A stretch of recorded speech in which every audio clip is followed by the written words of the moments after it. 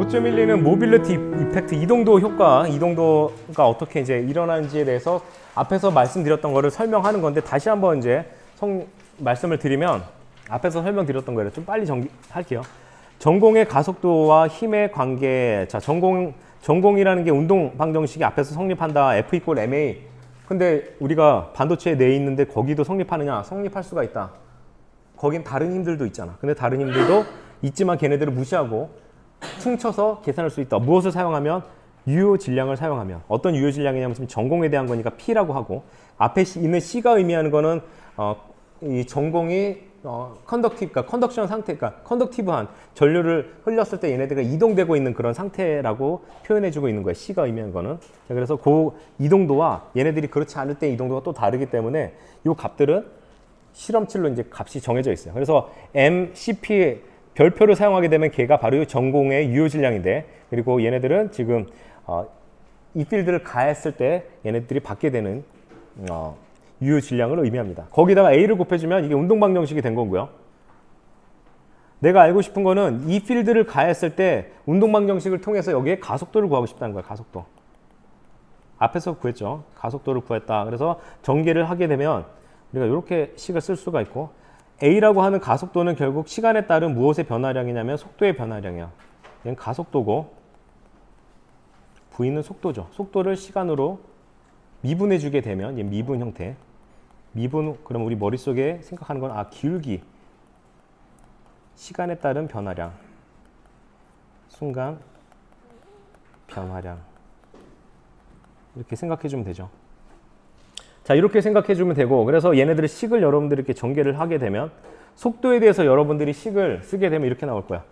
요 식을 전개해 볼게요. 그러면 dt분의 dv가 되고, 여기에 E 이렇게 되면서 m이라는 애를 밑으로 이렇게 가니까 m 스타가 되는 거고요. 밑에 있는 거 계산을 이제 빼버리면, 자, 여기는 미분이고 미분 상태가 되니까 양변을 시간에 대해서 적분해 줘. 시간에 대해서 적분. 시간에 대해서 적분하게 되면 여러분들이 얻게 되는 시간, 요게 돼. 요거는 시간에 대한 함수예요. V 이렇게 t야. 왜냐면 여기 시간에 대한 시간의 텀이 들어가 있으니까. 시간에 대한 함수. 그래서 이거를 여러분들이 이해해 보면, 지금 이 필드가 가해져 있고 유효 질량이 m 스타인 그런 상태에서 시간에 따라서 이 전공이 갖게 되는 속도는, 지금과 같습니다. t가 계속 증가하면은 속도는 계속 증가하는 상황이 되는 거죠. 가속도가 있기 때문에 시간에 따라서 속도가 계속 증가해. 그럼 여러분들이 전공을 갖다 놓고 이 필드를 가했는데 1초, 2초, 3초, 4초, 100초, 1000초, 10,000초 지나가게 되면 얘네들의 속도가 계속 증가한단 말이에요. 그러면 사람이 뭐 한 60, 70년을 살았다. 그럼 60, 70년 전에 만들어졌던 전자의 속도는 우리가 생각해보면 엄청나게 지금 빨라져야 되는 건데, 사실 그렇지는 이런 일이 발생하지는 않는 거죠. 그런 이유는 앞에서 말씀드렸던 얘네들이 격자 내에서 그 원자들과 충돌을 하기 때문에 다시 한번 그 에너지를 잃어버리고 다시 가속을 되는 현상들이 반복적으로 일어난다. 자, 무작위 열속도라고 하면, 무작위 열속도는 열에 의해서 만들어진 속도야. 즉 전자가 있으면, 앞에서도 말씀드렸지만 전자가 있으면 얘네들이 일렉트릭 필드를 가해줘 할 때까지 가만히 있으면서 일렉트릭 필드를 딱 가해주니까 나는 일렉트릭 필드에 반대로 이동할 거야 라고 해서 레디 고 이렇게 하는 게 아니라, 전자는 열이 있으면 그냥 무작위 운동을 하고 있는 거야. 이렇게 나름대로 무작위 운동을 하고 있는 와중에 이 필드를 가해주게 되면 무작위 운동을 멈추고, 야, 이 필드를 향해서 돌진 이렇게 되는 것이 아니라 여전히 무작위 운동을 하지만 그 무작위 운동과 상관없이 끌려간단 말이죠. 지금 이것처럼 1, 2, 3, 4 이렇게 무작위 운동을 하고 있어. 이렇게 무작위 운동을 하지만 이 필드를 가해준다고 해서 무작위 운동을 멈추고 이 필드의 반대 방향으로 이동하는 것은 아니고, 그죠? 지금 여기는 전자가 아니라 이제 전공에 대해서 설명하는 거니까 이 필드랑 같은 방향인데, 같은 방향으로 이동하는데 이렇게 이동하던 애들이 이 필드에 의해서 이렇게 떠내려가는 거죠. 이렇게 떠내려가. 전체적으로 보면 이쪽으로 이동한 것처럼 보이는 거잖아요. 전공이라는 애가. 이 필드의 같은 방향. 전공은 같은 방향, 전자는 반대 방향. 자, 이렇게 무작위 운동을 하는 속도는 포함하지 않고, 그런 속도는 포함하지 않고, 지금 말하는 거는 오직 이 속도만 포함돼요. 이 필드에 의해서 발생하는 이 드리프트 속도에 대해서만 이제 설명을 한 거라고 생각해 주면 돼요.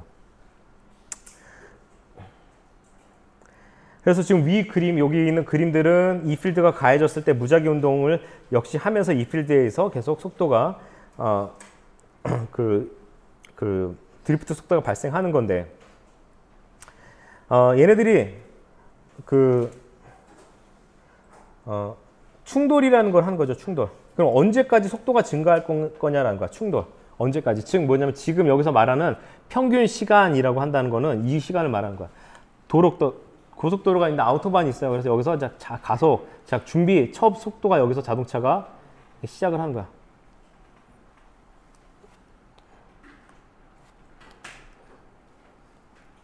자, 속도 출발, 이렇게 출발합니다. 어떤 속도? V 콜, M 스타, CP, 그리고 이렇게 시간에 따라서 이렇게 증가해. 요 식은 여기에 있는 식 그대로 갖고 왔어요. 이렇게 증가를 하는데 문제는 계속 속도가 증가하는 것이 아니라 시간에 따라서 증가하는 것이 아니라 중간에 이렇게 횡단보도가 있어서 얘가 갑자기 가다가 쾅 멈춰. 횡단보도의 역할을 해주는 게 격자 원자라는 거야. 원자들이 있으니까 걔네들이 쾅 부딪혀가지고 어쩔 수 없이 속도가 제로가 되는 현상이 발생해. 그러면 속도가 얼마만큼 증가할 거냐? 여기서부터 요만큼 증가하는 거죠. 얼마만큼 시간 동안? T시간 동안. 그 T시간을 뭐라고 하냐면 이렇게 타우라고 하자. 요 시간을 우리가 타우라고 하자. 충돌까지 걸리는 시간. 그래서 타우 CP 이렇게 표현해 주고요. 충돌까지 걸리는 시간이라고 우리가 생각해 주게 되면 첫 속도를 제로라고 한다라고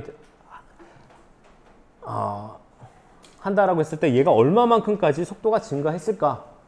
그리고 다시 제로가 됐을까를 생각해 보면 이 식에다 무엇을 넣어주면 되냐면 T 대신에 우리가 타우 CP를 넣어주게 되면 평균 충돌 시간이 아니라 평균적으로 횡단보도가 있는 그런 횡단보도를 다음번 횡단보도를 만날 때까지의 시간이라고 생각해 준다면 여러분들이 이 값을 여기다 넣어주게 되면 횡단보도 만나기 바로 직전의 속도를 우리가 알 수가 있는 거죠. 가속된 속도를 알 수가 있는 거야. 그래서 내가 구하고 싶은 건 뭐냐면 지금 제가 구하고 싶은 거는 아까 J, Q, N, V, D. 근데 이 VD가 의미하는 거는 평균 드리프트 속도라고 했어.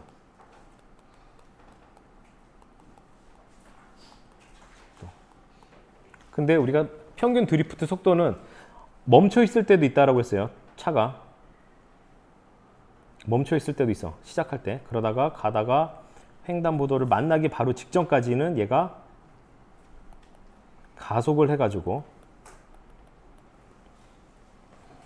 여기서 속도가 커지죠. 요만큼까지의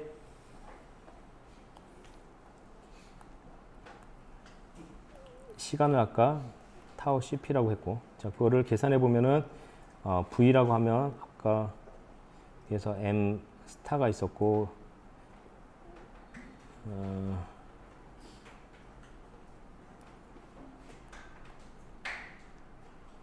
이렇게 표현해 줄 수가 있어요. 앞에 있는 내용들을 살펴보면 이때가 이제 최고 피크 되는 속도죠. 피크 속도.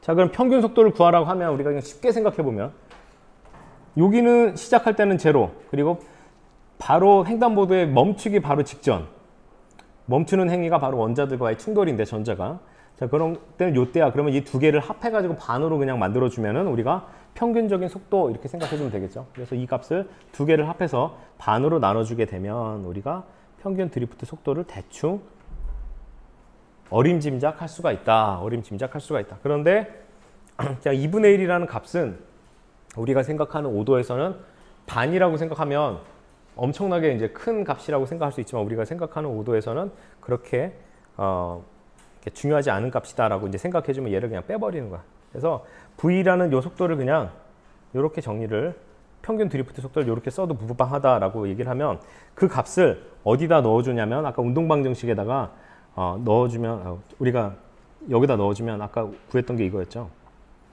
VDP라고 하는 거는 이렇게 속도라는 게 실험적으로 이렇게 된다라는 걸 알았는데 여기서 우리가 이동도라는 애를 거꾸로 역산을 할 수가 있어. 하고 여기다가 앞에서 구했던 이 값을 그냥 여기다 넣어서 계산을 하게 되면 이동도라는 애를 우리가 식으로서 이렇게 표현해 줄 수가 있어요. 전자 이동도를 계산할 수가 있다. 전자 이동도는 무엇과 연관되는지 여러분들이 이 식을 살펴보면 자 전자 이동도가 아니라 여기가 n이에요. 전자 맞아요. 전자 맞고 여기가 p가 아니라 n이에요.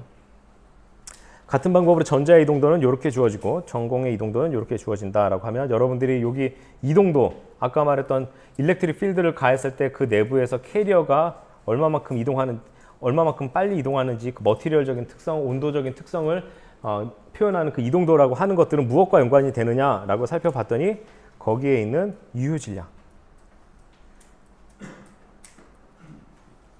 유효질량의 영향을 받고 그 안에 들어가는 E라고 하는 전하량은 뭐 고정된 값이니까 E라고 하는 값이니까 크게 영향을 주진 않죠. E라는 값은 바뀌는 값은 아니잖아.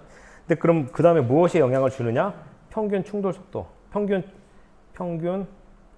충돌 시간, 평균 충돌 시간과 그러니까 자주 충돌을 하게 되면 여러분들이 아까 말씀드렸던 예로 아우토반을 말씀드렸는데 아우토반에서 차가 가는데 가속도 를 할 수 있는 구간이 길어지면 그 다음번 횡단보도를 만날 수 있는 시간이 길어지게 되면 속도가 엄청나게 증가했다가 다시 멈추겠지만 횡단보도가 계속 있어요. 계속. 가속하자마자 있고 하자마자 있고 하게 되면 속도가 많이 나진 않겠죠. 그렇죠? 그래서 평균 충돌 시간도 어떤 전자의 이동도 혹은 전공의 이동도에 영향을 미친다. 이런 것들을 여러분들이 생각해서 정리를 하시면 될 것 같습니다.